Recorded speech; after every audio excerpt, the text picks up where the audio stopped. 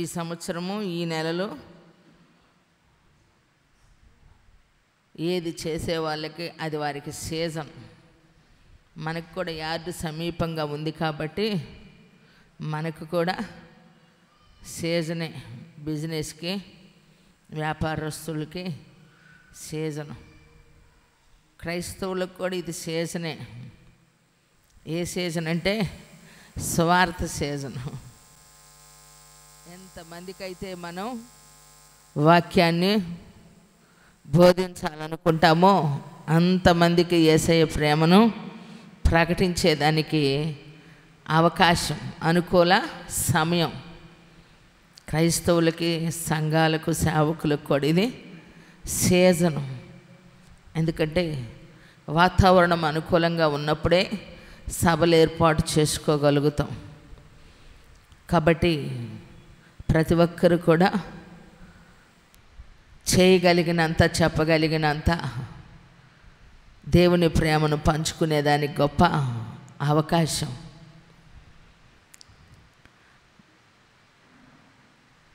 పోయిన ఆదివారం వచ్చిన దైవజనులు కూడా అదే చెప్పారు. మనకు కూడా మీకు కొలత అనేది లేదు, ఎంత అని మీరు దేవుడు మీకే అప్పగిచ్చాడు.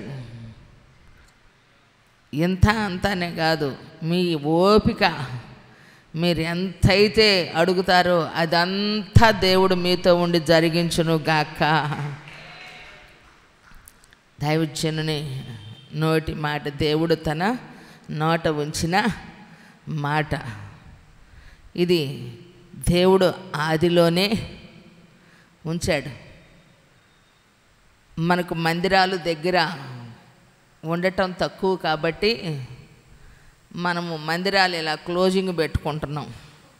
మనం ఉన్నా లేకపోయినా మందిరంలో సామాను సేఫ్టీగా ఉండేదానికి.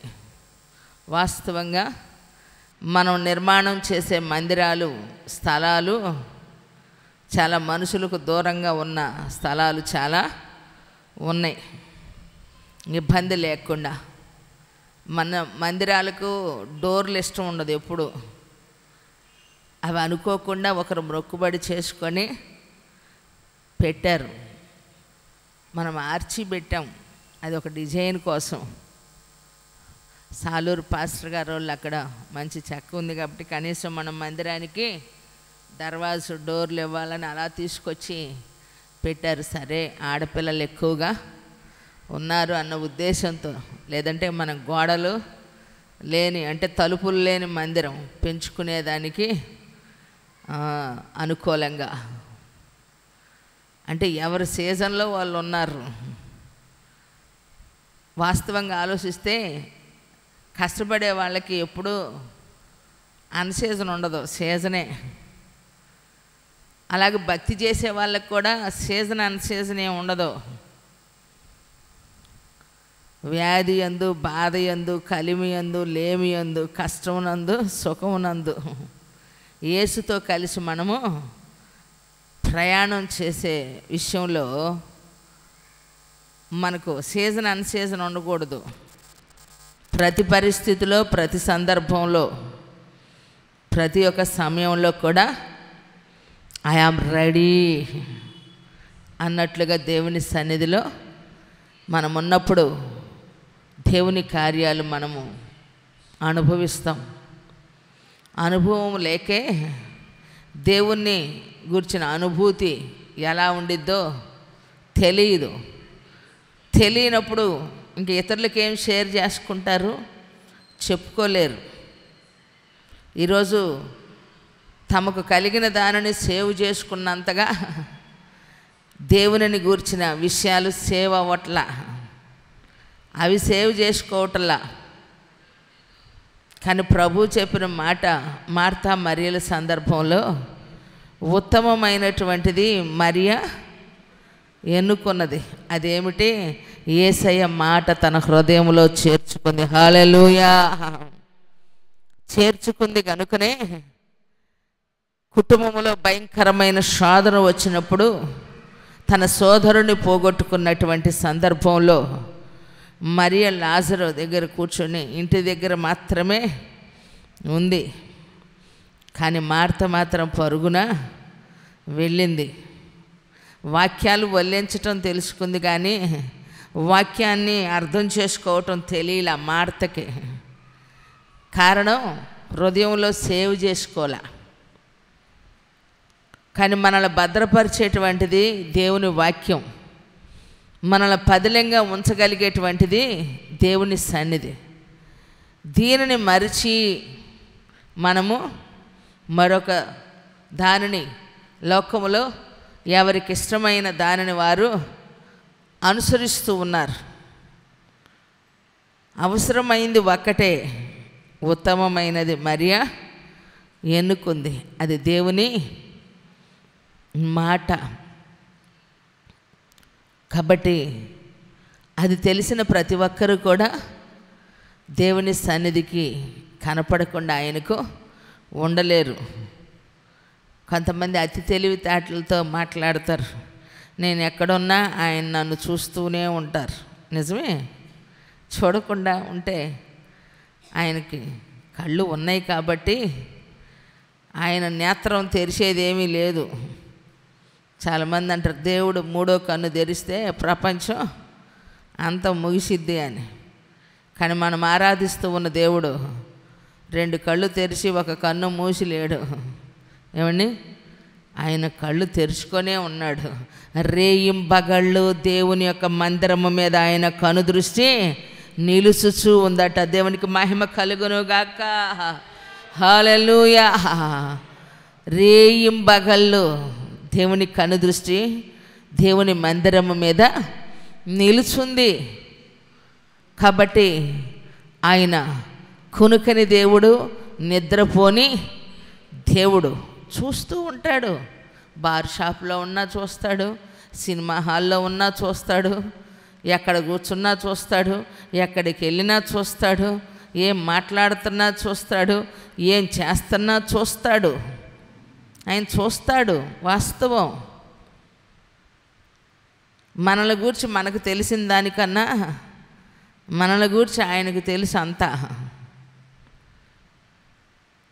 ఎదుటివానికి మనల గురించి ఏమి తెలియదు, కొంతే తెలుసు అనుకుంటారు. అందుకే కొందరు మభ్యపెడుతూ ఉంటారు.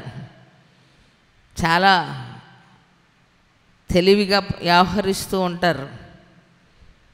కానీ దేవుడు ప్రతివాని మాట, ప్రతివాని చూపు, ప్రతివాని నడక గమనిస్తూనే ఉంటాడు. మనిషి అర్థం కాకపోయినా మనుషులందరి సంగతి మనిషిని పుట్టించిన వాడికి వాని అంతరంగం కూడా తెలుసు. దేవునికి మహిమ కలుగును గాక. Praise the Lord. హల్లెలూయా. అందుకే దేవుడు మన జీవితంలో ఏం ఆశపడుతూ ఉన్నాడో, భక్తుడు తన జీవితంలో దేవుని గురించి ఏం చెప్తూ ఉన్నాడో మీకు ఒక మాట జ్ఞాపకం చేస్తాను. కీర్తనల గ్రంథము 119వ అధ్యాయము 171వ వచనం. నీవు నీ కట్టడలను నాకు బోధించుచున్నావు, నా పెదవులు నీ స్తోత్రమును ఉచ్చరించును. నీ ఆజ్ఞలన్నీ న్యాయములు, నీ వాక్యమును గూర్చి నా నాలుక పాడును. చప్పట్లు కొట్టి దేవుని స్తుతిద్దామా? Praise the Lord. హల్లెలూయా. నేను నీ కట్టడలను, నీవు నీ కట్టడలను నాకు బోధించుచున్నావు. అయితే నా పెదవులు నీ స్తోత్రము ఉచ్చరించును. ఎప్పుడు దేవుని యొక్క కట్టడలు ఆయన బోధించేటప్పుడు ఎవరైతే వింటూ ఉన్నారో వారు ఏం చేస్తారట? వారి పెదవులు ఆయన స్తోత్రము చేస్తాయట. ఏమండి, అక్కడ రాయబడింది చూడండి, నా పెదవులు నీ స్తోత్రమును ఉచ్చరించును. మరి రోజు దేవుని వాక్యం వింటూ ఉన్నాం, రకరకాల ఛానల్లో వింటాం, రకరకాల బోధలు వింటాం, రకరకాలైనటువంటి ఏమండి పరిచర్యలు చూస్తూ ఉన్నాం. ఈరోజు క్రైస్తవ్యం ఎలా తయారైందంటే ఏమండి, ఎవరు ఎలా చెప్తూ ఉన్నారో మార్కులు వేసే అంతకు సంఘాలు ఎదిగినాయి, విశ్వాసులు ఎదిగారు. వీళ్ళు ఎలా చెప్పారు, వాళ్ళు ఎలా చెప్పారు, ఆ పరిచర్య, ఈ పరిచర్య, ఈ పరిచర్య, ఈ సంఘం, ఈ సేవకుడు, ఆ సేవకుడు అని ఏమండి విశ్వాసులు ఎలా తగలపడ్డారు అని అంటే వారి బుద్ధులు మార్కులు వేసే అంతగా ఉంది పరిస్థితి. అయితే దేవుని సన్నిధిలో ఉన్నటువంటి నీ జీవితంలో దేవుడు నీకు ఆయన శాసనములను, ఆయన వాక్యమును, ఆయన కట్టడలో నీకు బోధిస్తూ ఉన్నప్పుడు నీ పెదవులు ఆయన స్తోత్రమును నొచ్చరించాలి. దేవుణ్ణి స్తుతించే పెదవులు, దేవుణ్ణి ఘనపరిచే పెదవులు, దేవుణ్ణి మహిమపరిచే పెదవులు కావాలి. ఎందుకంటే ఆయన సన్నిధిని ఎవరు నిలుస్తారు, ఆయన సన్నిధిని ఎవరు నిలబడగలుగుతారు అని మనం చూస్తే మీకు వాక్యంతోనే ఆధారం చూపిస్తా. 24వ అధ్యాయము కీర్తనల గ్రంథము 24:2 వచనం. యెహోవా పర్వతమునకు ఎక్కదగిన వాడెవడు? ఏ పర్వతం? యెహోవా పర్వతమునకు ఎక్కదగిన వాడు ఎవడు? ఆయన పరిశుద్ధ స్థలములో నిలవదగిన వాడు ఎవడు? వ్యర్థమైన దాని యందు మనసు పెట్టకయు, కపటముగా ప్రమాణము చేయకయు, నిర్దోషమైన చేతులను, శుద్ధమైన హృదయమును కలిగి ఉండువాడే వాడు యెహోవా వలన ఆశీర్వాదమునందును. కొట్టు చప్పట్లు గట్టిగా. ఆశీర్వాదము ఎవరు నొందుతారట? ఎవడు ఆయన పర్వతమును ఎక్కదగిన వాడు? యెహోవా పర్వతమునకు ఎక్కదగిన వారు ఎవరంటండి? మనం ఎదుటి వాళ్ళకి కాదు మార్కులు వేయాల్సింది, మనం మార్కులు వేసుకుందాం. ఇప్పుడు ఎగ్జామ్స్, పరీక్షలు టైము, చదువుకునే వాళ్ళకి కూడా సీజన్. ఇప్పుడు 10th intermediate, 10th degree, BTech, పీజీలకి అందరికి చదివే చదువులకి ఇప్పుడు కూడా వాళ్ళకి కూడా సంవత్సరం అంతా కష్టపడ్డారు. Season time, exams time, result time. మరి మన రిజల్ట్ కూడా మన దగ్గరే ఉంది. తెలివి కలిగిన వాళ్ళు ముందే దాదాపు నాకు 8%, 8.5, 9% లేదా 6.5 అని చెప్తారు. వాళ్ళు ముందే 1 తేడాతో వాళ్ళు రాసిన దాన్ని బట్టి వాళ్ళు ముందే అంచనా వేసుకుంటారు. అలాగనే దేవుని సన్నిధిలో మనము ఉండుటకు ఆశపడిన వారం కాబట్టి, ఆయన ఆతిథ్యానికి దేవుడు మనల్ని పిలిచారు కాబట్టి అతిథులుగా మనము ఆయన సన్నిధిలో ఉండేదానికి దేవుడు కోరుకున్నాడు. మరి ఎవరుంటారంటండి? ఆయన పరిశుద్ధ స్థలములో నిలవదగిన వాడు ఎవడో? వ్యర్థమైన దాని యందు మనసు పెట్టకయు. ఏది వ్యర్థమో తెలియాలి కదా. మనసు పెట్టాము సరే, ఆ మనసు దేని మీద పెట్టాము? ఏమిటి ఆ అర్థం? తీనక్కర్లేదు. ప్రసంగి ఏమంటున్నాడు? ప్రసంగి మొత్తం టోటల్ పుస్తకం వ్యర్థం, వ్యర్థం, వ్యర్థం, సమస్తం వ్యర్థం. ఏది వ్యర్థం? సూర్యుని క్రింద కనపడుచున్నది ప్రతిదీ వ్యర్థం. హల్లెలూయా. మరి మనం సూర్యుని కింద కనపడుతున్న ప్రతిదీ వాస్తవం, నిజం అని చెప్పి నిక్క చెప్తూ ఉన్నాం. ఎంత విన్నా బోధపడటం లేదు, ఎంత చెప్పినా లోబడటం లేదు, ఎంత తెలిసినా మారటం లేదు. అంటే కారణం ఆయన కట్టడల యందు నమ్మకం ఉంచకపోవటం, ఆయన రాజ్యము పట్ల శ్రద్ధ పెట్టకపోవటం, ఆయన వాక్యమునందు విశ్వాసం ఉంచకపోవటం.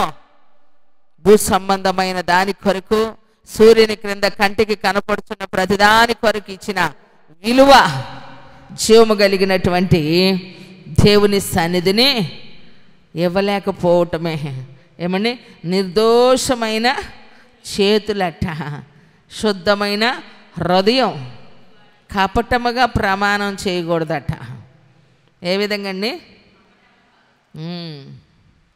పెళ్ళప్పుడు చేసిన ప్రమాణాలు నచ్చకపోతే ప్రమాణాలు తప్పిపోతున్నారు. బాప్తిసం అప్పుడు చేసే ప్రమాణాలు ఎవరి సాక్షిగా? పంచభూతముల సాక్షిగా. ఎవరి సాక్షిగా? ఏమండి? ఎవరి సాక్షిగా? దేవుని సాక్షిగా. ఎవరి తోడు? దేవుని తోడని ప్రమాణము చేస్తూ ఉన్నామే. మరి ఆ ప్రమాణం సత్యంత వరకు విడిచిపెట్టకూడదు. అందుకే భక్తుడు ఎప్పుడూ తనలో తను మదన పడిపోతూ ఉంటాడు. తన గురించి తాను ఆలోచన చేస్తాడు. ఏమండి? దేవుని సన్నిధిలో మనము మన పెదవులు ఆయన స్తోత్రమును ఉచ్చరించాలి. అందుకే కపట నటనాలు లేనట్టి హృదయాన్ని నీకిచ్చిన చాలునా, వేలాది దూడలనా వేలాది పొటేళ్ళనా నీవు చేసిన ఉపకారములకు నేనేమి చెల్లింతును, నీవు చేసిన ఉపకారములకు నేనేమి చెల్లింతును.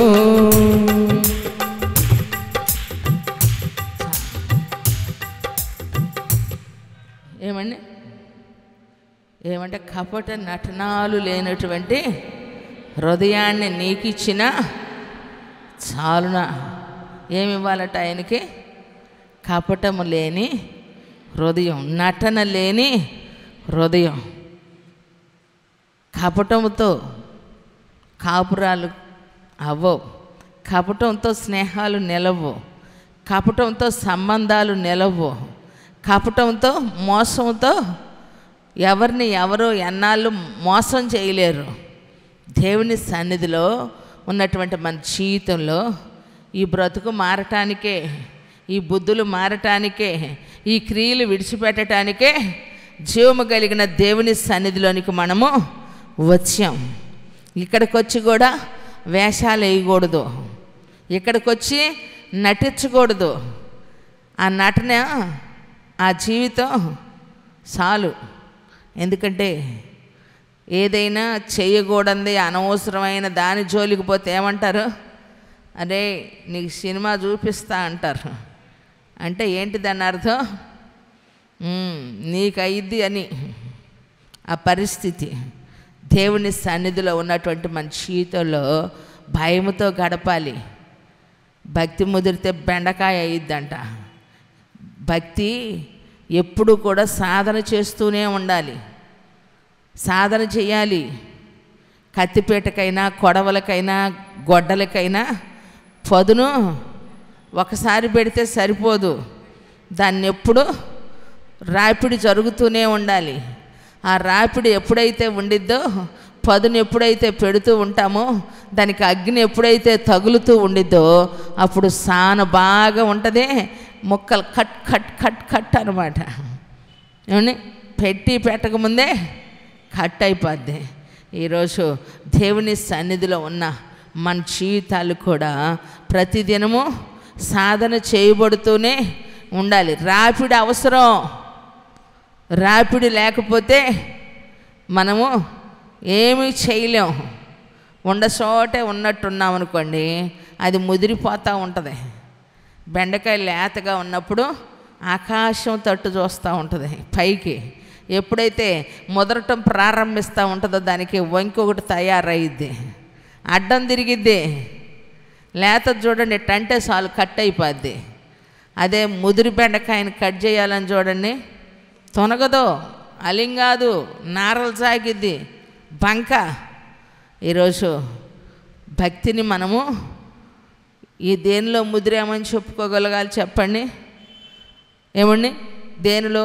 మనం రక్షించబడిన సంవత్సరాల్లోన, గంటలు చేసే ప్రార్థనలోన, గంటలు చేసే ప్రార్థనలోనైనా, చేసే కార్యాలను గురించైనా మనం గొప్పగా చెప్పుకున్నందువలన అది మనతోనే ఉండిపోద్ది, మనతోనే ఉండిపోద్ది.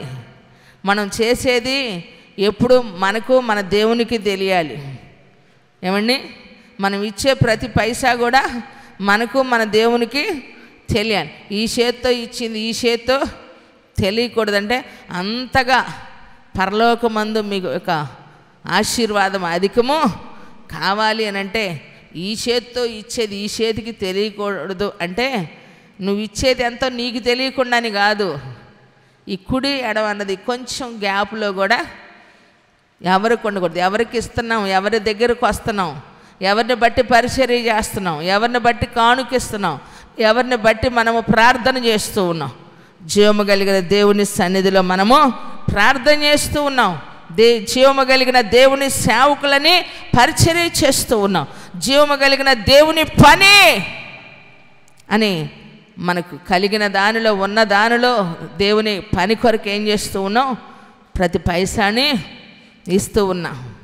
అందుకే మన ఫ్యాన్ల మీద, మన గోడల మీద, మన పుస్తకాల మీద ఇచ్చిన వారి లెక్కలు ఉండవు. చదివే దుర్గతి కూడా ఆదరణకర్తకి లేదు. 500 ఇచ్చినా, 5,000 ఇచ్చినా, 50,000 ఇచ్చినా, 5 లక్షలు ఇచ్చినా ఎవరి ప్రతిఫలము వాళ్ళ పరలోకములో ఉంది. నా యొద్ద జీతం ఉంది, నేను త్వరగా వచ్చుచున్నా, వాని కష్టము కొలది ప్రతిఫలము నేను వానికి ఇచ్చుచున్నాను అన్నాడు నా తండ్రి. కొట్టు చబుర్లు గట్టిగా. Praise the Lord. Hallelujah, hallelujah. కారణం ఏంటంటే మనం ఇచ్చి మనం చదివించుకుంటే, మనం చెప్పి మనం చెప్పించుకుంటే దానివలన ఆశీర్వాదము లేదు ప్రియులారా. కారణం ఏమిటంటే కొంతమందికి ఏంటంటే ఇచ్చి 10 మందికి చెప్పుకుంటారు, వచ్చి 10 మందికి, చేసి 10 మందికి చెప్పుకుంటూ ఉంటారు.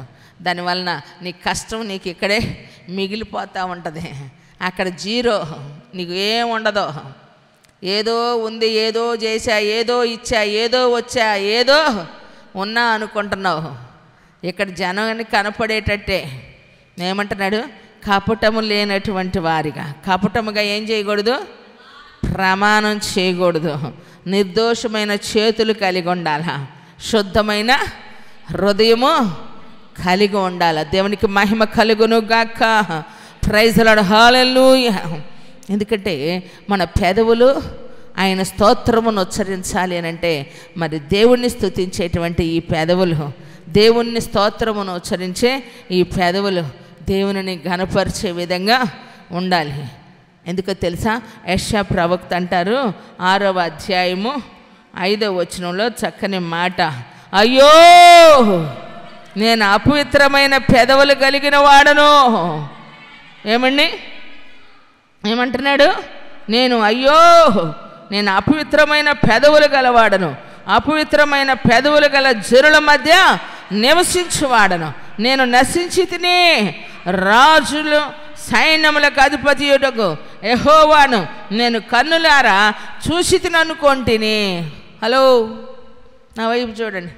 అనుకున్నాడంట, అన్నీ అంతే, అవలా అనుకోవటంతోనే ఆగిపోయింది. ఎందుకు? శరాపులు కెరూబుల మధ్య జీవము కలిగిన దేవుడు నిత్యము పరిశుద్ధుడు, పరిశుద్ధుడు, పరిశుద్ధుడని గాన ప్రతిగానముల చేత స్తుతించబడుతున్నటువంటి నా దేవుడు అనేక లెక్కింపలేని సైన్యము. ఎందుకంటే మనకు 2 చేతులు ఉన్నాయి, 2 కాళ్ళు ఉన్నాయి. దేవదూతలకు 6 రెక్కలు ఉంటాయి. 2 రెక్కల కాళ్ళను, 2 రెక్కల ముఖమును, 2 రెక్కలను ఆయన్ని స్తుతించేదానికి. ఎంత శ్రద్ధాభక్తితో చూడండి. 2 చేతులు కాళ్ళు కప్పుకొని 2 చేతులు తమ ముఖమును కప్పుకొని ఎంత 2 చేతులతో దేవుణ్ణి ఆరాధిస్తూ ఉంటాయి. మనం ఏం చేస్తాం? ఎప్పుడు కాళ్ళు ఇటు సాచి పెట్టుకోవాలన్నా కూడా భయపడిపోతాం తెలుసా? బలిపీఠం వైపు దేవుని సన్నిధిలో ఎప్పుడు కాళ్ళు బలిపీఠానికి కనపడేటట్లు, బలిపీఠానికి తన్ని పట్టేటట్టు పనుకో. ఎప్పుడు కూడా బలిపీఠం విలువ, దేవుని విలువ, దేవుని మందిరం విలువ, దేవుని ఏమండి విలువ తెలియని వారు వాళ్ళు ఇష్టం వచ్చినట్లుగా ప్రవర్తిస్తూ ఉంటారు. కానీ దేవుని సన్నిధిలో మీరు ఎట్టు కూర్చున్నారు, కాళ్ళు చాపారనుకోండి, ఎవరికి కనపడతాయి ఆ కాళ్ళు? ఎవరికి కనపడతానే చెప్పండి? మోకరించినప్పుడు యేసయ్య మోకరించిన అనుభవం కాళ్ళు ఎక్కడుంటే విధేయత, రెస్పెక్ట్గా మనం వాలి కూర్చుంటాం. ఎందుకు? కాళ్ళు వెనక భాగంగా పెట్టుకొని మనం కూర్చోలేకపోయినా ఆ సోఫాలు పడైనా చాలా ఏదో ఒక రెస్పెక్ట్ దేవుని సన్నిధిలో కనుపరుస్తాం. కొంతమందికి తెలీదు సాగబడి కుర్చీలో నడుము ఇరుచుకొని మరి నాకు నడుముల నొప్పులు ఉంటాయి, నాకు కాళ్ళు నొప్పులు ఉంటాయి, నాకు అన్ని బాధలు ఉంటాయి. మనుషులం కదా. యేసుప్రభు వారు భూమి మీద ఉన్నప్పుడు బాధ లేదా? కన్నీళ్ళు కార్చలేదా? ఆకలి వేయలేదా? వేదన పడలేదా? బాధ పడలేదా? మనుషుల్ని గురించి వేదన చెందలేదా? నలుగుడు పడలేదా? చెప్పండి. శరీరం అందు ఉన్నాం కాబట్టి మనుషులం, అందరికీ ఒకే రకమైన మనసు దేవుడు పెట్టాడు. విశ్వాసాన్ని బట్టి తట్టుకుంటాం, నమ్మకాన్ని బట్టి ఓర్చుకుంటాం. నమ్మకం లేని వారు నమ్మినట్టే ఉంటారు కానీ కార్యాలు చూడలేరు. ఈయన కూడా అయ్యో నేను అపవిత్రమైన పెదవులు కలిగిన. ఎందుకు? దేవుని శక్తిని, పరలోకపు యొక్క మహిమను చూశాడు. ఎవరి మధ్య ఉంటున్నానన్నాడు? అపవిత్రమైన పెదవులు గలవాడను, అపవిత్రమైన పెదవులు గల జనముల మధ్య నివసించువాడను. నా వైపు చూడండి. ఎవరి మధ్య? అపవిత్రమైన పెదవుల గల జనుల మధ్య అంట. అంటే దేవుని స్తోత్రము చేయాల్సిన, ఉచ్చరించాల్సిన ఈ పెదవులు ఏం పలుకుతున్నాయట? అపవిత్రమైన మాటలు మాట్లాడుతూ ఉన్నారట. ఒక సేవకుడే కానీ, సేవకురాలే కానీ, సంఘ పెద్దే కానీ ఈ ఫస్ట్ స్టెప్ తెలియట్లా. ఒక విశ్వాసే కానీ దేవుని సన్నిధిలో ఆయన రక్తంలో కడగబడిన వారు పేదవాళ్ళు అనే కాదు, ఉన్నోళ్ళు అని కాదు, ధనిక దారిద్రత కాదు, దేవుని పోలికలో ఉన్న ఎవరిని గురించైనా నీ ఇష్టం వచ్చినట్టు ముచ్చటేయటానికి ఫ్రీ కాల్స్ ఉన్నాయి కదా అని చెప్పి ప్రీపెయిడ్ కాల్స్ మాట్లాడుకోవటానికి ఛాన్సు లేదు. జాగ్రత్త సుమా. నువ్వు ఎవరిని గురించి మాట్లాడుతున్నావు, ఎవరి గురించి చెప్పుకుంటున్నావు, ఎవరి గురించి నువ్వు ప్రవర్తిస్తున్నావో నీ వైఖరి దేవుడు చూస్తున్నాడు.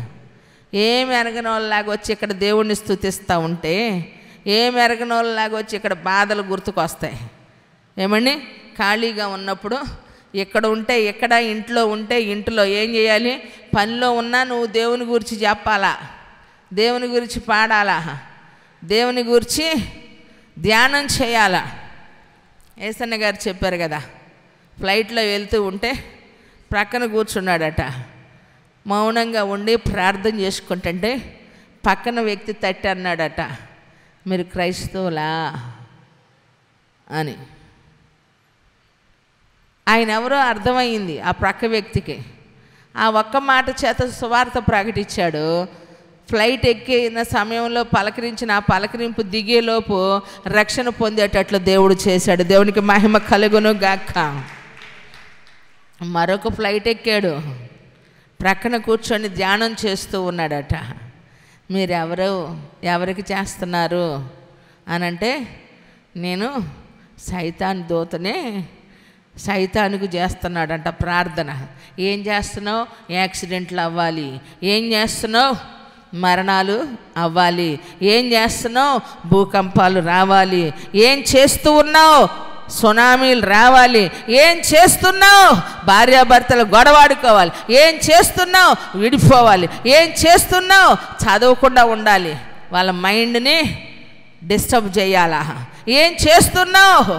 ఉద్యోగాలు రాకుండా ఉండాలా? ఏం చేస్తున్నావు అంటే ఎవరికి చేస్తున్నాడు? సైతానికి భక్తుడు ప్రార్థన చేస్తున్నాడట. సైతానికి భక్తుడు ప్రార్థన చేస్తున్నాడు. షాక్ అయ్యాడంట ఏసన్న గారు. కారణం ఏంటంటే చెన్నై కొన్ని సమీప రాష్ట్రాల్లో సాతాను సంఘాలు ఉన్నాయి. మనం సిలువని ఎంతో విలువగా చూస్తాం. వాళ్ళు సిలువని మందిరంలో, సాతాను మందిరాల్లో పాదాల కింద వేసుకొని తొక్కుతారు తెలుసా? వాళ్ళు సైతాను భక్తులు అని రియల్గా చెప్పుకుంటున్నారు. మనం దేవుని పిల్లలమని చేసే సైతాను శాస్త్రలో ఇది ఘోరం, ఇది ఘోరం. దేవుని సన్నిధిలో ఉన్నటువంటి మన జీవితంలో ఒక మనిషిని గురించి మనం మాట్లాడుకునేటప్పుడు మాట్లాడే ప్రతి మాట గురించి ఏం చెప్పాలా? తీర్పు దినమందు లెక్క చెప్పాలా. అందుకే సొల్లు ఎక్కువ ఉండకూడదు. క్రైస్తవ బిడ్డలకి ఏదైనా ఫేస్ టు ఫేస్, అంతే, ఫేస్ టు ఫేస్. అనవసరమైన మాటల వలన, పెక్కు మాటల వలన, విస్తారమైన మాటల వలన ఏం పుట్టును? ఏం పుట్టును? దోషం పుట్టును.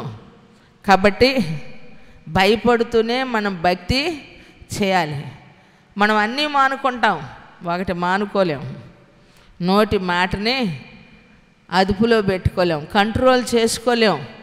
ఎందుకంటే ఇది పెట్టుబడితో సంబంధం లేదు.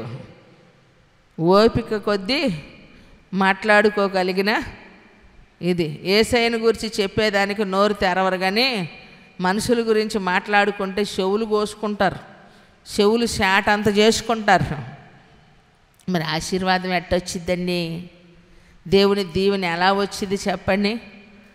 ఈయన ఏమంటున్నాడు? అపవిత్రమైన జనుల మధ్య నేను నివసించుచున్నాను, అయ్యో నేను నశించి తిని. అంటే ఏమొచ్చిద్దట? అపవిత్రమైన మనుషుల మధ్య, ఏమండి, పెదవులు కలిగిన వారి మధ్య నివసిస్తే నాశనం వచ్చిద్దట, ఆశీర్వాదం కాదు. భక్తుడు అందుకే అంటున్నాడు, యెహోవా నేను నీ ఆశీర్వాదము నొందినవాడను. అందుకే కపటమైన హృదయం లేకుండా నిర్దోషమైన చేతులెత్తి శుద్ధమైన హృదయాన్ని కలిగి ఉన్నా. అందుకే నీ చేత నేను ఆశీర్వదించబడిన వాడను. ఈరోజు మరి దేవుని చేత ఆశీర్వదించబడిన వారము మనము మన నోటి మాటను ఏం చేయాలా? నోరు తెరిస్తే దేవుని స్తుతించాలా, నోరు తెరిస్తే దేవుని గురించి చెప్పాలా, అవసరమైన దానిని బట్టే మాట్లాడాలి.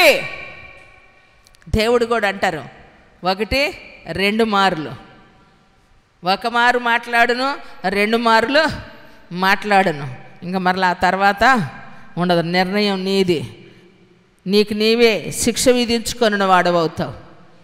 బిలాముతో 1 సారి చెప్పాడు, 2 సార్లు చెప్పాడు, 3వ సారి పో అన్నాడు. అయితే దానివల్ల నీకు ఘనత రాదు. అక్కడ నేను చెప్పమన్నదే చెప్పు అంటాడు మళ్ళీ.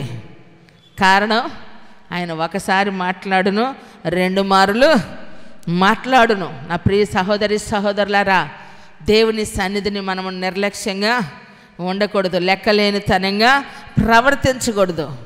దేవుని యొక్క ఆశీర్వాదాన్ని అనుభవించటానికి వచ్చినటువంటి మన యొక్క అనుభవంలో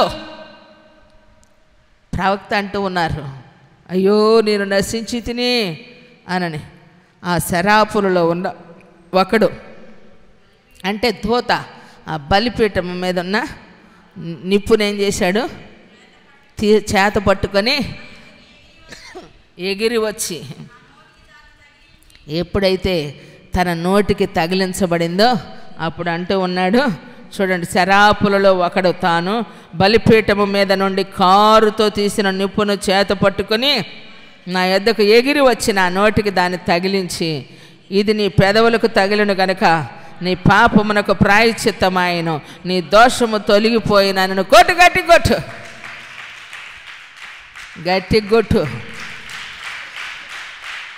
ఎక్కడి నుంచి వచ్చిందంట నిప్పు? బలిపీఠము యొద్ద నుంచి వచ్చిందంట. ఏంటి నిప్పు? నా మాటలు అగ్ని వంటివి కావా? నా మాటలు బండను పగలగొట్టు సుత్తి వంటివి కావా? శరాపుల్లో ఉన్నటువంటి అక్కడ వచ్చి ఏం చేశాడంట, అక్కడ పొగరుతో ఉన్న నిప్పును తీసుకొచ్చి పెదవులకు తగిలించగా అతని పాపము దోషం ఏమైంది, ప్రాయశ్చిత్తమైందట. మరి దేనికోసము మన ప్రయాస, దేనిని మనము లక్ష్య పెడుతున్నాం, దేనిని నిర్లక్ష్య పెడుతూ ఉన్నాం? దేవుని సన్నిధిన లోకములో ఉన్న దానికోసం పరుగులు తీస్తూ దేవుని సన్నిధిని నిర్లక్ష్య పెడుతూ ఉన్నాం. ఈ పెదవులతో దేవుని స్తోత్రము చేయాల్సిన మనము ఏం చేస్తూ ఉన్నాం? దేవుని మందిరంలోనికి వచ్చినంతసేపు దేవుని స్తుతిస్తూ ఉంటాం, దేవుని సన్నిధిలో ఉన్నంతసేపు దేవుని గూర్చి వింటూ ఉంటాం. దేవుని సన్నిధిని వెళ్ళిపోయిన తర్వాత మరలా ఏమండి, మరలా మనసు మారదు.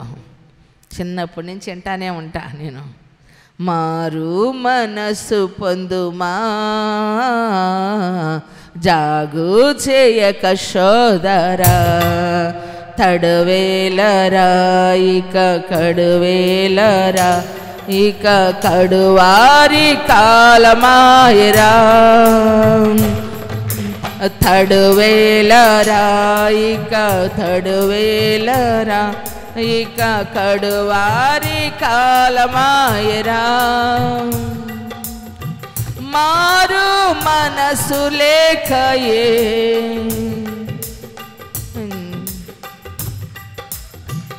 నీకు చాలే, మారు మనసు లేక ఎలా ఉండంట, నికోదేము వలే ఉన్నావు.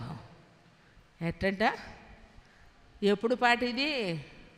చిన్నప్పుడు పాడుకుంటుంటే వినేవాళ్ళం.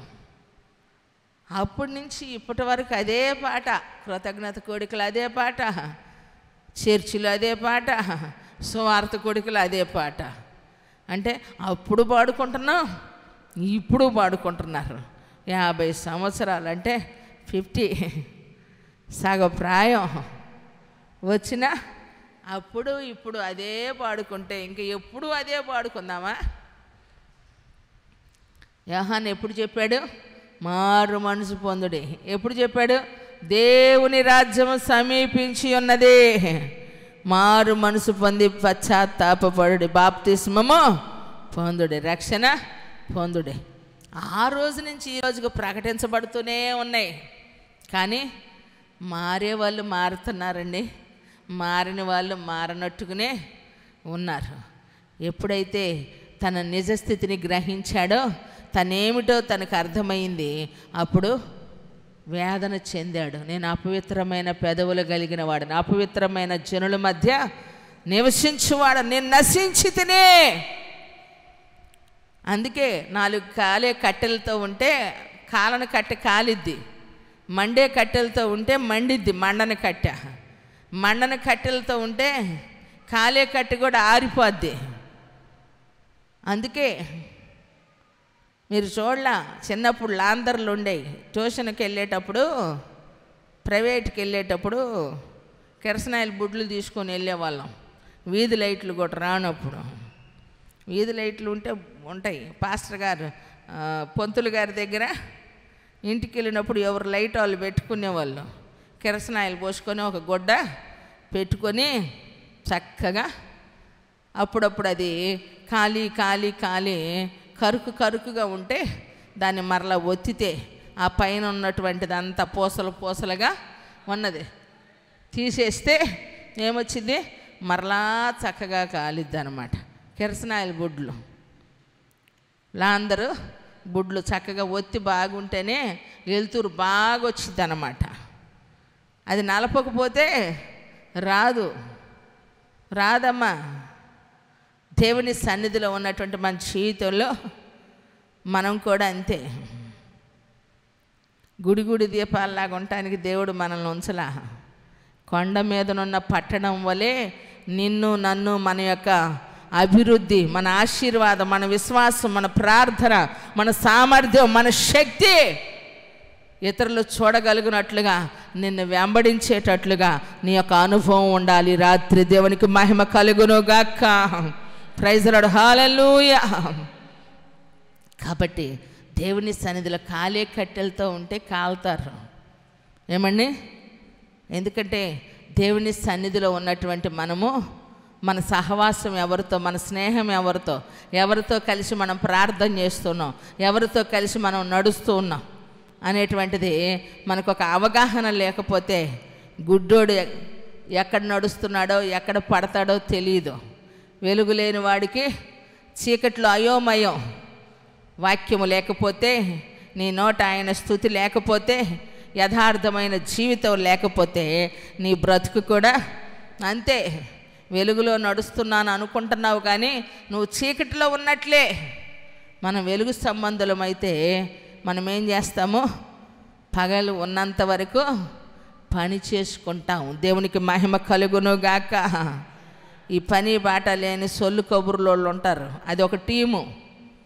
వీళ్ళకి ఇంట్లో పని ఉండదు, వీధిలో పని ఉండదు, వీళ్ళకి వండుకునేది ఉండదు, తినేది ఉండదు. ఏం చేస్తూ ఉంటారు? అవసరమైతే ఆర్డర్ పెట్టుకుంటారు. ఏదో ఒకటి తినటానికి కూడా ఒళ్ళు బద్దకపోళ్ళు ఉంటారు, వండుకునేదానికి కూడా ఒళ్ళు బద్దకపోళ్ళు ఉంటారు. వీళ్ళకి ఫ్రీ టైం, ఖాళీ. ఏదో ఒక రకంగా ఏదో ఒక విధంగా వస్తూ ఉంటారు, తింటూ ఉంటారు, ఇక చెప్పుకుంటూ ఉంటారు. చెవులు ఏడెక్కిపోతున్నాయి. ఫోన్లు మాట్లాడితే బ్రెయిన్లో డాట్స్ వస్తున్నాయి అని తెలియట్లా చాలామందికి. తెలియక సొల్లేసుకుంటూనే ఉంటారు. దీనివల్ల ఉపయోగం లేదు, అనారోగ్యం. అయ్యో, అపవిత్రమైన పెదవులు కలిగిన వారి మధ్య నివసిస్తున్నా, నేను నశించిపోతున్నా అని అంటూ ఉన్నాడు.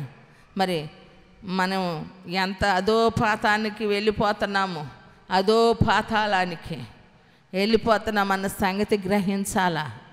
అన్నిటిలో సక్సెస్ అండి. మనం వ్యభిచారం చేయరు, దొంగతనం చేయరు, ఏమండి? దొంగతనం చేయరు, పొరుగు అనేది ఆశించరు, నరహత్య, ఇవన్నీ పెద్ద ఘోరాలు. మోసం చేయరు. వీళ్ళు అంతకులు కాదు, వ్యభిచారులు కాదు, దొంగలు కాదు, ఏమండి? వీళ్ళకి అసూయ లేదు, ద్వేషం లేదు. కానీ ఒకటి మాత్రం ఉంది. అందుకే యాకోబు అంటాడు, చాలా చక్కగా చెబుతాడు. చిన్నగా ఒక మాట చెబుతాను. యాకోబు పత్రిక 3వ అధ్యాయం 8వ వచనం. అబ్బో, ఏ నరుడును నాలుకను సాధు చేయనేరడు, అది మరణకరమైన విషముతో నిండినది, అది నిరర్ఘలమైన దుష్టత్వమే. దీనితో తండ్రి అయిన ప్రభువును స్తుతింతుము, దీనితోనే దేవుని పోలికగా పుట్టిన మనుషులను శపింతుము. ఒక్క నోటి నుండి ఆశీర్వచనమును శాపవచనములను బయలు వెళ్ళును. నా సహోదరులారా, ఇలాగుండకూడదు. నీటి బుగ్గలు ఒక్క జల నుండియే తీయని నీరును చేదు నీరును ఊరునా? నా సహోదరులారా, అంజూరపు చెట్టున ఒలీవ పండ్లైనను ద్రాక్ష తీగను అంజూరపు పండ్లైనను కాయునా? అటువలనే ఉప్పు నీళ్లలో నుండి తీయని నీళ్లు ఊరునా? ఊరవో. ఏమండి? ఊరు మంచిదే, ఓట బాగలా. ఊరు మంచిదే, ఓట చెడిపోయింది. మనసులు మంచోళ్ళే, మనసులు చెడిపోయినాయి. అందుకే ఈరోజు ఎందుకు తిట్టుకుంటున్నారు, ఎందుకు కొట్టుకుంటున్నారు, ఎందుకు తన్నుకుంటున్నారు, ఎందుకు తిరగబడుతున్నారు, ఎందుకు అప్పగించుకుంటున్నారంటే ఊరు మంచిదే, ఓటలన్నీ చెడిపోయినాయి. బుద్ధిమాన్యం, జ్ఞానమాన్యం, ఏమండి? బుద్ధి లేదు, బుద్ధి సరిలేదు. అర్థమవుతుందా? దేవుని సన్నిధిలో ఓట బాగుండాలా. ఒక్క జల నుంచి 2 రకాలు వస్తాయా? మరి రావు. మంచి నీళ్ళకు ఒక ట్యాపు, ఉప్పు నీళ్ళకు ఒక ట్యాపు. తేడా పడిందా బోరు మాడిపోద్ది, మోటరు పేలిపోద్ది. జస్ట్ బటన్ తేడా నొక్కితేనే. మరి ఈ పెదవుల నుంచి ఏమండి మంచినీరు చెడ్డ నీరు ఈ పెదవులతోనే దేవుణ్ణి స్తుతిస్తున్నాం, ఈ పెదవులతోనే దేవుని పోలికగా పుట్టిన వాళ్ళకు ముక్కు వంకర అవనే, మూతి వంకర అవనే, నడుమే తక్కువ అవనే, ఏంటి కాలే తక్కువ అవనే, ఏమని పొట్టే పుట్టిన, పొడిగే పుట్టిన, ఎర్రగా పుట్టిన, నల్లగా పుట్టిన, తెల్లగా పుట్టిన, వీళ్ళంతా ఎవరి పోలికలో ఉన్నారు బాబు? ఎవరి పోలికలో పుట్టారు మనుషులు? మరి నువ్వు ఎవరినమ్మ తిట్టేది? ఎవరిని శపించేది? ఎవరి గురించి మనం మాట్లాడుకునేది? దేవుని పోలికగా పుట్టిన మనుషులను నీవు శపించకూడదు. ఈ నాలుక ఏంటంట? మరణకరమైందంట. ఇది ఘోరమైన విషంతో నిండిందంట. ఏమండి? దేంతో నిండిందంట? మరణకరమైన విషం. తేలుకు కొండలో ఉంటుంది, పాముకి నోట్లో ఉంటుంది, చేపకి చేదు ఉంటుంది, కానీ మనిషికి ఎక్కడ ఉంటుంది? మీసాలు గుర్రపు చెబుతూ ఉండేవాడు, ఏమ్మా చెప్పేవాడు అన్నమాట. చిన్నప్పుడు తెగబాడుకునేదాన్ని, రాగం లేని పాటలు ఎక్కువ ఎంచుకునేదాన్ని. రాగం లేని పాటలు, ఎందుకంటే జీవితం ఏముందనే దాని గురించి ఉండే పాటలు పాడుకొని అలా సెట్ అయిపోయింది జీవితం. ట్రాజడీ పాటలు కాదు, బ్రతుకుని గూర్చి పాడుకునే పాటలు. ట్రాజడీ పాటలు ఏంటంటే అవి మనిషిని ఏం చేస్తే ఇంకా మానసికమైన లోతుల్లోనికి తీసుకొని వెళ్ళిపోయి మనిషిని కృంగదేస్తాయి. బ్రతుకుని గురించి పాడుకుంటే ఏముందిలే, మనుషులు ఇంతే, జీవితం ఇంతే అనుకొని సంతోషంగా వెళ్ళిపోతాం. బాబన్న గారి పాటలు, యేసన్న గారి పాటల్లో ఉన్నాయి రాగం తక్కువ పాటలు. ఎవరికి ఎవరు ఈ లోకములో, చివరికి యేసే పరలోకములో, అంతే. యేసన్న గారి పాట ఉంది కదా, ఏమండి? ఎవరున్న కాదు కాదు కాదు ఎవరున్నారు ఈ ఎవరున్నారు ఈ లోకంలో, ఎవరున్నారు నా యాత్రలో, ఇలా పాడుకొని ఎవరుంటారు మన యాత్రలో? ఎవరుండరు. ఏమండి? ఎవరెవరు ఎదురవుతుంటారు, ప్రాణానికి నా ప్రాణం అంటారు, కష్టాలలో వారు కదలిపోతారు, కరుణగల యేసు నీతో ఉంటాడు,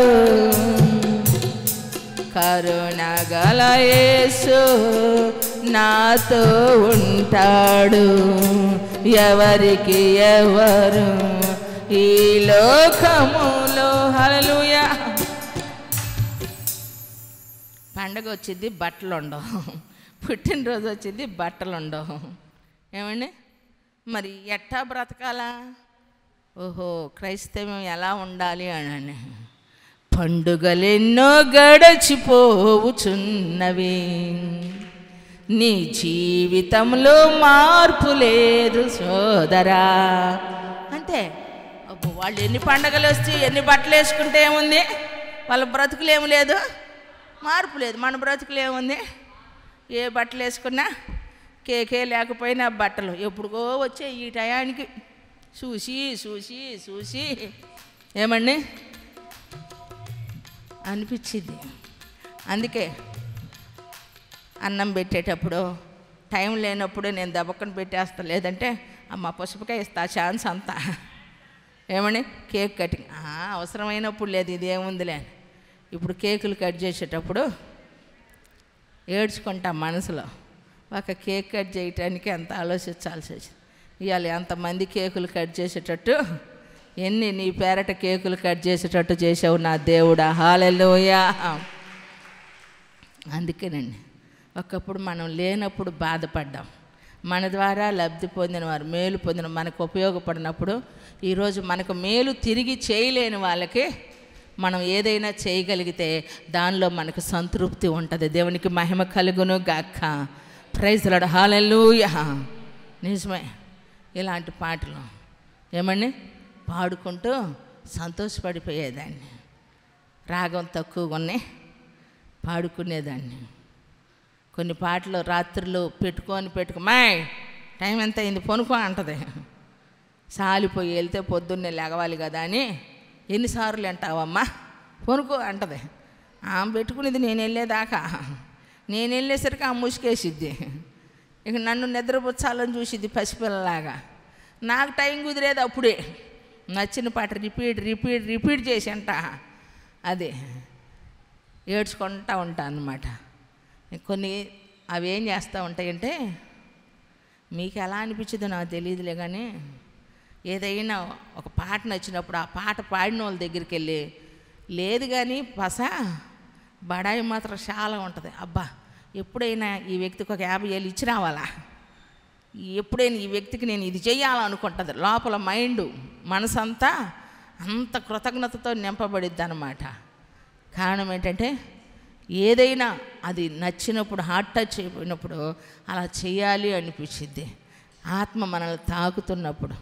అందుకే కొన్నిసార్లు కదిలించబడిన కొన్ని కరగని హృదయాలు ఉంటే తెలియనప్పుడు బాధపడ్డా, పాపం వాళ్ళని దేవుడు తాకలేదులే అనుకుంటా. అందుకే జాలిపడి అటు వాళ్ళ కోసం ప్రార్థన చేయటం నేర్చుకున్నాను. అనుభవం పెరిగే కొద్దీ చప్పట్ల గట్టి దేవుణ్ణి స్తుతిద్దామా. హల్లెలూయా. కారణం ఏంటంటే, నా ప్రియ పిల్లలు యేసయ్యకు మేరు కాబట్టి దేవుడు సన్నిధిలో ఉన్నటువంటి మన జీవితంలో దేవుడు మనల్ని సంధి చేసుకుంటూ ఉన్నప్పుడు మనం కూడా ఆ సంధికి రావాలి. యాకోబు కుమార్తె విషయంలో పాపం గోమర్ అనేవాడు తప్పు చేసినా వాళ్ళు ఫిలిప్తీయులు వచ్చి సంధి చేసుకున్నారు. మేము సమాధాన పడదాం, మీకు కూడా ఇక్కడ స్థలం ఉంది, మావి మీవి, మీవి మావి, కలిసి బ్రతుకుదాం, బియ్యం అందుకుందాం అని అంటే సున్నతి చేయించుకోవటానికి కూడా ఇష్టపడతారు. సున్నతి లేనిది మేము పిల్లలనే ఇవాళ ఎవడైనా 1 కోటి రూపాయలు ఉండోడు, 4 కోట్లు ఉండోడు ఉన్నారంటే రక్షణ లేదు, బాప్తిసం లేదు, విశ్వాసం లేదు, ముందు బాగా బ్రతుకుతారు అని ఇచ్చి పడేస్తారు. ఏకంగా చేసి పడేస్తారు పెళ్ళిళ్ళు. ఇంకా కులం బలం చూడరు. ఏ కులం అంటే క్రైస్తవ కులం నేను అనేది, ఏమండి? లేదంటే అన్నీ చూసుకుంటాం ముందు వెనక. ఆలోచించండి అండి. కానీ వాళ్ళు ఇష్టపడ్డారు చక్కగా సంధి చేసుకోవటానికే ఇష్టపడ్డారు.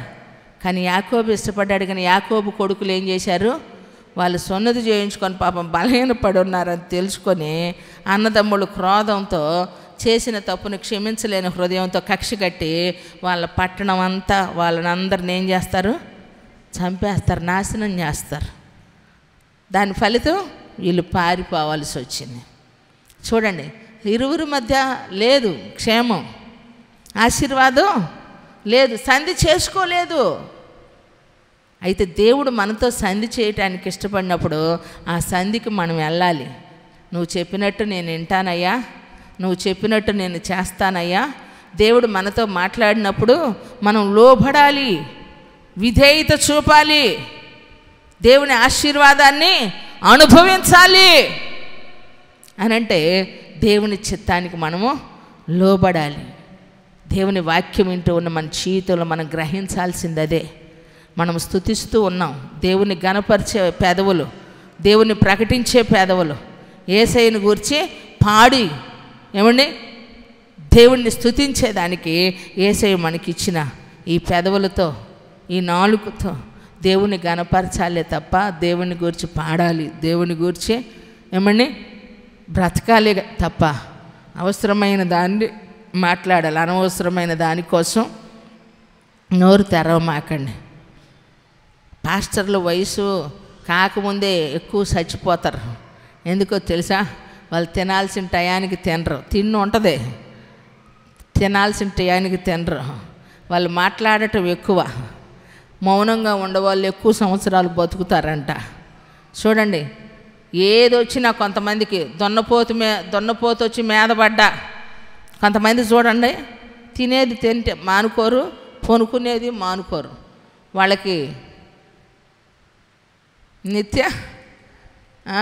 నిత్యం వాళ్ళకి ఎవరు ఏడన్నా బోని టయానికి తింటారు, టయానికి పోనుకుంటారు.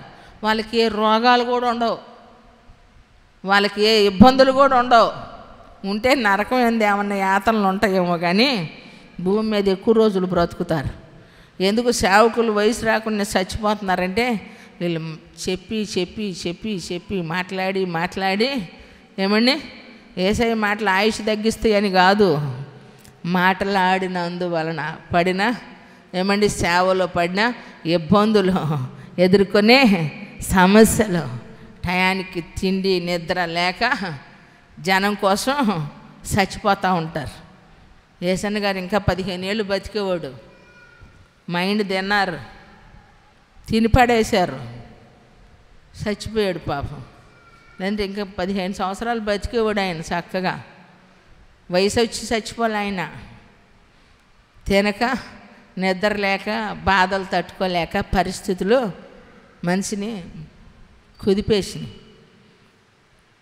కమ్మగా మీరు ఉన్నదాంతో తృప్తిపడి కలిగిన దాంతో దేవుణ్ణి స్తుతిస్తూ మహింపరుస్తూ అవసరమైన దాన్ని బట్టి మాట్లాడారనుకో, మాకున్న ఇబ్బందులు మీకు లేవు కదా. కమ్మగా మీరు బ్రతికేదానికి మీ డిజైన్ని, మీ జీవితాన్ని మీరు డిజైన్ చేసుకోవచ్చు. చక్కగా డిజైన్ చేసుకోవచ్చు, బాగుంటుంది. మీకు బ్రతకటం చేత కావటల్లా, నిలబడటం చేత కావటల్లా, ప్రశాంతంగా ఉండటం చేత కావటల్లా. కారణం లోతుకు బాటల్లా వాక్యం ఎక్కడిదక్కడే విన్నామా, దొలపరుచుకున్నామా. కొంతమంది చూడు ఎంత చెప్పినా బాధపడదు, ఎంత చెప్పినా వినరు, దొలపరుచుకొని పోతారు. ఎవరు చేసేది వాళ్ళు చేస్తూనే ఉంటారు. మరి మనం కూడా అలా ఉంటే ఎట్ట చెప్పు? మారాలి. ఎన్నాళ్ళైనా మారకపోయేసరికి పాట పాడితే ముయ్యి నోరు అనేవాడు మా నాన్న. మారాలి నీ మనసే మారాలి, మారిన మనసు దేవునికిస్తే ఫలితం ఉంటుంది అని అనుకుంటూ మార్పులేని మానవుండా తీర్పు దినం దాగలేవురా అనగానే మోయినోరు అనేవాడు. అంటే మా నాన్నకి అర్థమైపోయేది ఆయన మారలేదు, ఆయనకి నేను పాట పాడుతున్నానని. ఏది ఈ కూని రాగాలతో పాడితే తిట్టేవాడు, మామూలుగా తిట్టేవాడు కాదు. ఒక్కటి కూడా లైవ్లో చెప్పే తిట్టు కాదు, బండ తిట్లు. భార్యనైనా కూతురునైనా బయట వాళ్ళనైనా ఇంట్లో వాళ్ళనైనా, అప్పు తీసుకున్న వాళ్ళనైనా అదే తిట్టు, ఇచ్చిన కాడైనా అదే తిట్టు. అంత తిట్లు తిట్టేవాడు. కారణం ఏంటంటే అది ఎవరిది వాళ్ళకి అర్థమైపోద్ది అన్నమాట. దేవుని సన్నిధిలో ఉన్నటువంటి మన జీవితంలో దేవుడు మనల్ని దర్శించినప్పుడు దొలబరుచుకొని పోకూడదు. మనం ఎంతవరకు మనం వినినటువంటి దానిలో కరెక్ట్ ఉంది, నిజమే కదా, వాస్తవమే కదా అని.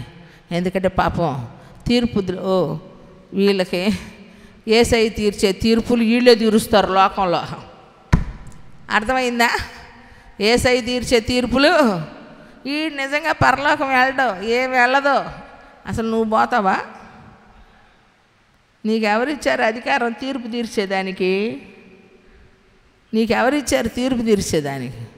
పాపం యేసయ్యకి చాకిరి తప్పిద్దాం తీర్పు రోజు అని వీళ్ళే తీర్పు తీరుస్తారు కొంతమందికి. ఎందుకు అనవసరమైన ఎనర్జీ వేస్ట్ చేసుకోవటం? ఎవరి లెక్క వాళ్ళకు ఉన్నప్పుడు నీ లెక్క నువ్వు కరెక్ట్గా చూసుకో, బ్యాలెన్స్ తప్పకుండా చూసుకుంటే పర్ఫెక్ట్. ఈ ఒక్క పదం చచ్చిపోయేలోపు అనిపించుకోండి అందరూ. నేను కూడా దానికోసమే ప్రాకులాడతా. మనుషుల చేత అనిపించుకోవటానికి అసలు ఇష్టపడనులేండి. అందరూ కూడా కన్న బిడ్డలే, కట్టుకున్న భర్తే ఏంటి, బంధువులే కానీ స్నేహితులే కానీ ఆత్మీయులే కానీ నువ్వు పర్ఫెక్ట్ అనరు. నువ్వు పర్ఫెక్ట్ అని అంటే పక్కన వాళ్ళు ఫ్యాట్ అని అనరు, అనలేరు. అది యేసు ప్రభు ఒక్కడ మాత్రమే అనగలుగుతాడు. కొట్టు చాపట్ల గట్టిగా. మరి లేచి నిలబడు. అందుకని మనుషులు ఇచ్చే సాక్ష్యం కాదు నీకు కావాల్సిందే, యేసయ్య ఇచ్చే సాక్ష్యం కావాలా. నిలబడు, పైకి లేచేదానికి కూడా సర్దుకోమాక, ఏమంత లావు ఉండవని. నిలబడు, సాలిపోయి చేతులు పైకి ఎత్తండి. కళ్ళు తెరిచే ఉంటావా? యేసు ప్రభువారు కొండ మీద ప్రార్థన చేసేటప్పుడు కళ్ళు మూసాడా? అనవసరమైన ఉపన్యాసాలు. ఆయనకు నిగ్రహ శక్తి ఉంది, నీకు నిగ్రహ శక్తి ఉంటే కళ్ళు తెర్రు. కళ్ళు మూస్తేనే రకరకాలకు పోతుంది తలంపులో, ఇంకా కళ్ళు తెరిచి ఏం చూస్తావు? కళ్ళు మూసి నోరు తెరు, చేతులు పైకెత్తు. ఇప్పుడేం చేస్తావు? ప్రార్థన చెయ్యి. ఏం విన్నావో చెయ్యి, ఏం అర్థమైందో చెయ్యి. అడుగు దేవుని సన్నిధిలో, ప్రభా నీ కట్టడలను నేను గైకొనున్నట్లుగా నైనా నా పెదవులు నీ యొక్క స్తుతిని ప్రచురపరుచున్నట్లుగా, నీ స్తుతిని నైనా నా పెదవులు నిన్ను స్తుతించినట్లుగా. ఎందుకంటే శుద్ధమైన హృదయం, కపటము లేనటువంటి వారిగా నిర్దోషమైన చేతులెత్తి దేవుని సన్నిధిలో ప్రార్థన చేయాలా. దేవుని చేత ఆశీర్వదించబడిన వారిగా ఉండాలి మనం. ఎవరి ఆశీర్వాదాన్ని కోరుకుంటున్నావు? ఎవరి చేతి నీడలో ఉండుట కోరుకుంటున్నావు? దేవుని చేతి నీడలో నీ ఉండునట్లుగా, ఆయన కనుచూపు మేరల్లో నీ ఉండునట్లుగా. ప్రభువా, యెషయా అంటూ ఉన్నారు, అయ్యో నేను అపవిత్రమైన పెదవులు కలిగిన వాడను, అపవిత్రమైన పెదవులు కలిగిన మనుషుల మధ్య నేను నివసించుచున్నాను, నేను నశించి తిని. దేవదూతలు దేవుణ్ణి స్తుతిస్తూ ఉండగా తను తాను గ్రహించినప్పుడు దేవదూతలలో ఒకడు బలిపీఠం యొద్ద నుంచి నిప్పును తన పెదవులకు తగిలినప్పుడు అతడు దోషము నుంచి, పాపము నుంచి విడిపించబడినట్లుగా చూస్తూ ఉన్నా. మరి దేవుణ్ణి స్తుతించే ఈ పెదవులతో మనుషుల పోలికగా, దేవుని పోలికగా పుట్టిన మనుషుల్ని శపిస్తావా, దూషిస్తావా? ఒక చెలలో మంచినీరు చేదు నీరు రాదు కదా. ద్రాక్ష చెట్లకు దానిమ్మ పండ్లు పోయవే. మరి ఒకే నోరు దేవుడు నిన్ను ఆయన మహిమపరచటానికి, ఆయన గూర్చి పాడటానికి, ఆయన గూర్చి స్తుతించటానికి, ఆయనను గూర్చి ప్రకటించటానికి అవసరమైన దానిని మాట్లాడినట్లుగా దేవుడు నీకు ఇచ్చిన పెదవులను మరి దేనికి ఉపయోగిస్తూ ఉన్నావు? నాలుక మరణకరమైనటువంటి విషం ఉన్నది, అది ఏ నరుడును సాధు చేయలేకపోతూ ఉన్నాడు. నిజమే, దేవుని వాక్యము నిన్ను సాధు చేస్తూ ఉంది. ఆయన నిన్ను సాధన చేస్తూ ఉన్నాడు, పదును పెడుతూ ఉన్నాడు. నువ్వు ఒక పదును పెట్టబడినటువంటి కొడవలిలాగా, గొడ్డలిలాగా, గండ్రగొడ్డలిలాగా ఉండాలని ఇష్టపడుతున్నాడు. ప్రార్థన చేసుకో, ప్రభువా నేను ఆశీర్వదించబడటానికి ఇక్కడికి వచ్చానయ్యా, నన్ను ఆశీర్వదించండి అయ్యా. నా సహవాసము, నా ఆత్మీయులతో, నా ప్రార్థనా జీవితం నీ పరిశుద్ధులతో నీ సన్నిధిని నన్ను బలపరచయ్యా అని అడగగలవా? ప్రేమ స్వరూపే, పరిశుద్ధుడు అయిన మా దేవా నీకు వందనాలు. చేరవచ్చిన ప్రతి బిడ్డను మీ చేతులకు అప్పగిస్తూ ఉన్నాను. వాక్యము నీదయ్యా, లైవ్లో సమీపాన ఉండి నీ వాక్యమైన నీ పిల్లలయ్యా, దేని మీద మనసు పెట్టాలో, దేనిని గూర్చి సమయాన్ని హెచ్చించాలో, ఏది అవసరమో ఏది అనవసరమైనదో గ్రహింపు శక్తినివ్వండి అయ్యా. నీ సన్నిధిని రేయింబగల్లో నీ మందిరము మీద నీ కనుదృష్టిని నిలిపి ఉన్నావు. కొనుకని దేవుడవుగా అయ్యా, విశ్రమింపకుండా నిత్యము రాత్రింబగళ్ళు నీ ప్రజలు నీ నామమును ప్రార్థిస్తే వారి బంధకాల నుంచి విడిపించేదానికి కోరుకుంటూ ఉన్నావు. బంధకములలో పడి ఉన్నవారు, నిరీక్షణ కలిగిన వారిగా మరలా నీ కోట గుమ్మములలోనికి వచ్చినప్పుడు రెండంతలు నేను ఆశీర్వదిస్తానన్నావయ్యా. అట్టి కృప పొందుకొనగలిగినట్లుగా వీరి ఎదుట మీ ద్వారాలు తెరవండి అయ్యా.